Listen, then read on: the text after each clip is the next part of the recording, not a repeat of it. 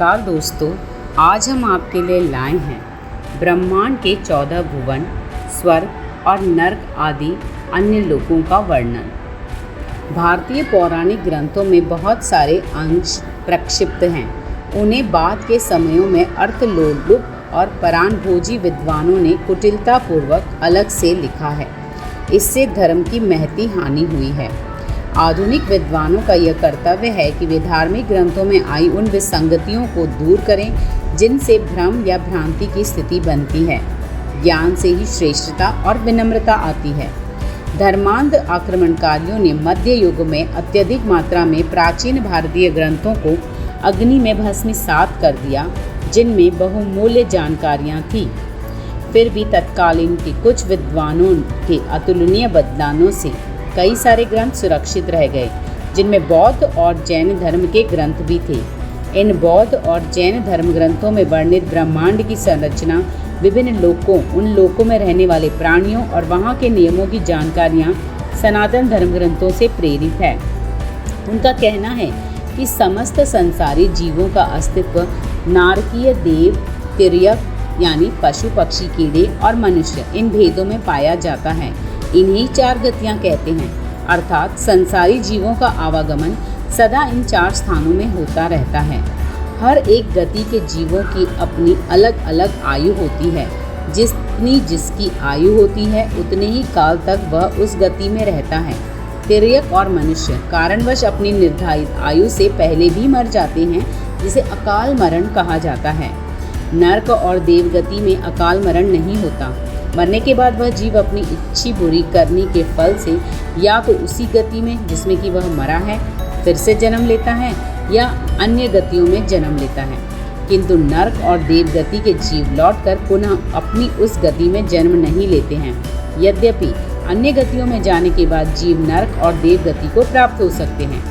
ब्रह्मांडीय नियमों के अनुसार देव और नरक दोनों ही गति के जीव प्रायः तिर्यक और मनुष्य गति में जन्म लेते हैं। देवों और नरक वासियों की सामान्यतः आयु 10,000 वर्ष होती है। किसी भी गति से मरे हुए जीव को अन्य लोक में जन्म लेने में पलक झपकने मात्र के समय से भी कम समय लगता है।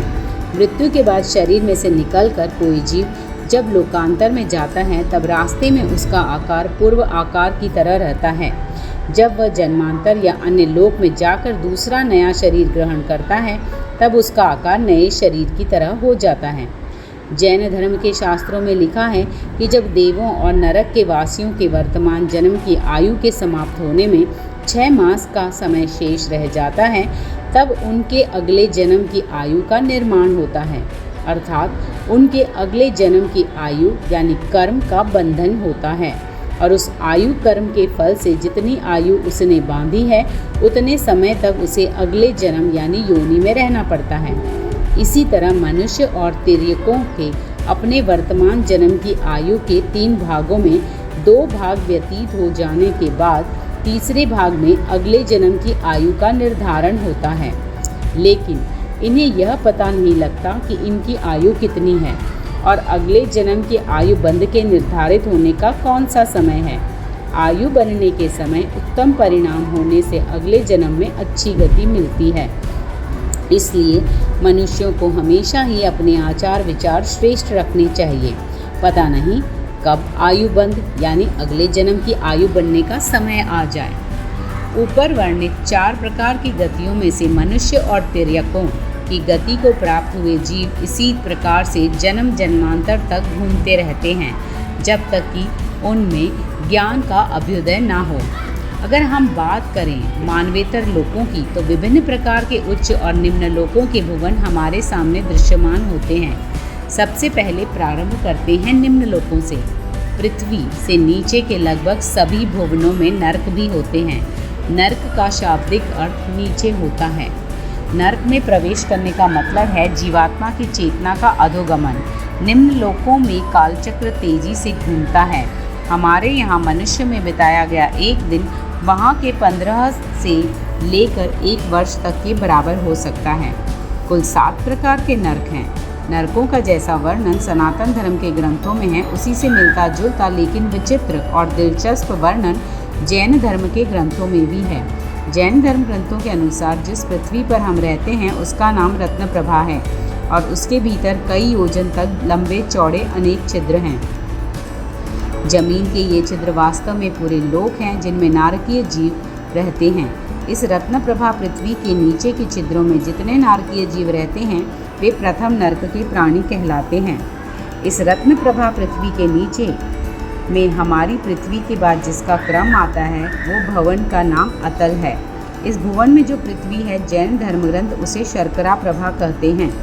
शर्करा प्रभा पृथ्वी के भीतर भी इसी तरह के कई योजनों तक फैले हुए छिद्र हैं जिनमें नारकीय प्राणी रहते हैं, लेकिन वे दूसरे नरक के प्राणी हैं। इसी प्रकार से अतल के नीचे के 5 भुवनों में क्रमशः 5 पृथ्वियां हैं जिनके भीतर के छिद्रों में रहने वाले प्राणियों को क्रमशः तीसरे से 7वें नरक के प्राणी कहा जाता है। सनातन धर्म के ग्रंथों के अनुसार ब्रह्मांड के सबसे नीचे के भुवन जिसमें अर्ध दैवीय प्राणी रहते हैं को पाताल कहते हैं। किसी एक नरक का प्राणी दूसरे नरक में प्रवेश नहीं कर सकता, यहाँ तक कि किसी एक ही नरक के अलग अलग छिद्रों में रहने वाले नारकीय प्राणी अपने ही नरक में अपने छिद्र या लोक के सिवाय किसी भी अन्य छिद्र में नहीं जा सकते हैं। ऐसा इस वजह से होता है कि इन नरकगामी प्राणियों की चेतना इतनी पतित हो चुकी होती है कि इनमें इतनी क्षमता ही नहीं होती। इन सब नारकीय प्राणियों की आयु ऊपर की अपेक्षा नीचे के नरकों में अधिक है। उसका कारण है नीचे के भुवनों में काल चक्र का तेजी से घूमना। प्रत्येक तल के प्रत्येक छिद्र में बहुत से नारकीय प्राणी रहते हैं और अक्सर वह एक दूसरे को मार काट कर कष्ट देते रहते हैं। यहाँ आने के बाद अपनी पूरी आयु तक यहीं रहकर यहाँ के असहनीय कष्टों को सहना पड़ता है। चाहे उनके शरीरों को छोटे छोटे टुकड़ों में भी काट दिया जाए, भयंकर अग्नि में पिघला भी दिया जाए, तो भी वह अपनी आयु पूर्ण होने से पहले वहाँ से नहीं निकल सकते हैं। उनके कटे हुए शरीरों के टुकड़े या पिघले हुए शरीर का द्रव पारे की तरह मिलकर फिर एक बार शरीर के रूप में बन जाते हैं। अधिक नरकों में स्त्री और पुरुष जैसी व्यवस्था नहीं होती। वहाँ उनका जन्म उन छिद्रों की छत के अधोभाग में स्थित कुंभी जैसे स्थान में होता है। प्रवेश के समय वह चमगादड़ों की तरह औंधे मुंह लटकते हुए जन्म लेते हैं। थोड़े ही समय में वे नीचे ज़मीन पर गिरते हैं। जन्म लेने के बाद ही अपना मार काट का काम शुरू कर देते हैं। सभी ये नारकीय प्राणों का रूप बहुत भयंकर होता है। इन नारकियों में आपस की मारकाट का दुख नहीं होता। वहाँ अन्य भी भीषण और असहनीय कष्ट होते हैं। वहाँ कितने ही छिद्रों में ऐसी भयानक गर्मी पड़ती है कि उस गर्मी से लोहे का गोला भी गलकर पानी हो जाए। कितने ही छिद्रों में ऐसी प्रचंड ठंड पड़ती है जिससे लौह खंड का खंड खंड भी चूर हो जाए। प्यास तो उन प्राणियों को इतनी अधिक लगती है मानो कि सारे समुद्रों का पानी भी पी जाएं, तब भी प्यास बुझे नहीं। लेकिन उनको एक बूंद भी जल नहीं मिलता है। वहाँ भूख उनको इतनी प्रचंड लगती है कि सारे संसार का अनाज भी खा जाएं, परंतु उन्हें अनाज का एक तिनका भी नहीं मिलता है। वहाँ की भूमि का स्पर्श इतना दुखदाई है जैसे लगता है कि बिच्छू ने डंक मारा हो। यह सब भयंकर कष्ट उन नारकीय प्राणियों को अपनी उम्र भर भोगने पड़ते हैं। वहाँ पल भर भी चैन नहीं, सुख नहीं। अपने किए पापों का फल भोगने के लिए प्राणियों को इन नरकों में जाना ही पड़ता है। इसका कोई विकल्प नहीं। इसके विपरीत जो पुण्य आत्माएं होती हैं वह देवलोक में जाकर सुख भोगती हैं। जिस मनुष्य लोक में हम रहते हैं वह ब्रह्मांड का मध्य स्थान कहलाता है। उससे नीचे अधोलोक है, उसमें नरक है। मध्य स्थान यानी मनुष्य लोक से ऊपर ऊर्ध्व लोकों में देवों का निवास है। यहाँ देव किसी पृथ्वी पर नहीं रहते हैं, वह वहाँ विमानों में रहते हैं। पृथ्वी वाले सिस्टम यानी मनुष्य लोक से ऊपर कुल 7 प्रकार के उच्च लोक हैं जिनका नाम क्रम से भूरलोक, स्वर्गलोक, महरलोक, जनलोक, तपलोक, ब्रह्मलोक और सत्यलोक है। क्रमशः उत्तरोत्तर ऊर्ध्वलोकों में अपने से निम्न ऊर्ध्वलोक की तुलना में उत्कृष्ट देव रहते हैं। प्रत्येक ऊर्ध्वलोक में कई प्रकार के स्वर्ग हो सकते हैं। जैन धर्म ग्रंथों के अनुसार स्वर्ग 16 प्रकार के होते हैं। प्रत्येक स्वर्ग के दायरे में बहुत से विमान होते हैं। इन सब विमानों के स्वामी उस स्वर्ग के इंद्र होते हैं। यहाँ विमानों को केवल आज के समय उड़ने वाले हवाई जहाज नहीं समझना चाहिए। प्राचीन भारतीय ग्रंथों में आए विमान दरअसल इससे बढ़कर कुछ और थे। ये विमान देवताओं के निवास स्थान थे, जिनमें लोक लोकांतरों, अंतर तारकीय और कभी कभी अंतर ब्रह्मांडीय यात्राएं की जाती थी।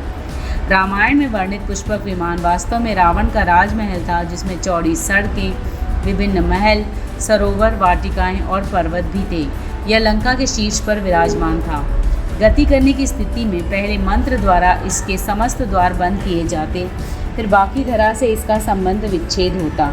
संबंध विच्छेद होते ही ब्रह्मांडीय नियमों के अनुसार यह अपना विस्तार करता और अपने को संकुचित करता और फिर समयांतराल में गति करता।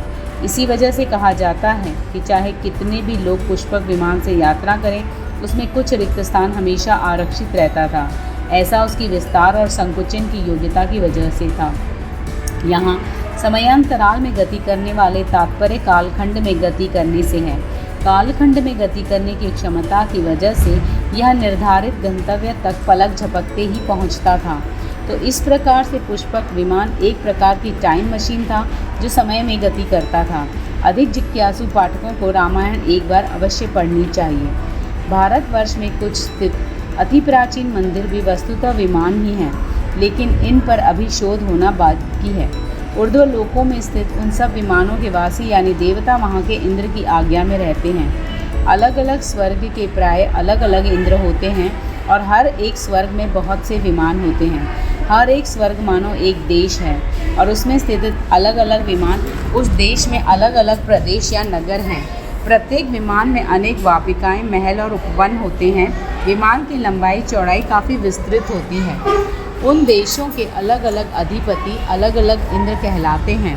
वहाँ के शासक इंद्र कहलाते हैं, प्रजा देव कहलाती है।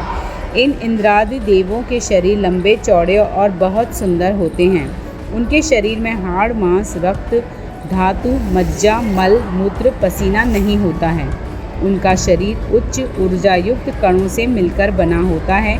उनको निद्रा नहीं होती, कभी बुढ़ापा नहीं आता है। वो हमेशा युवा ही रहते हैं। उनको किसी प्रकार का रोग नहीं होता।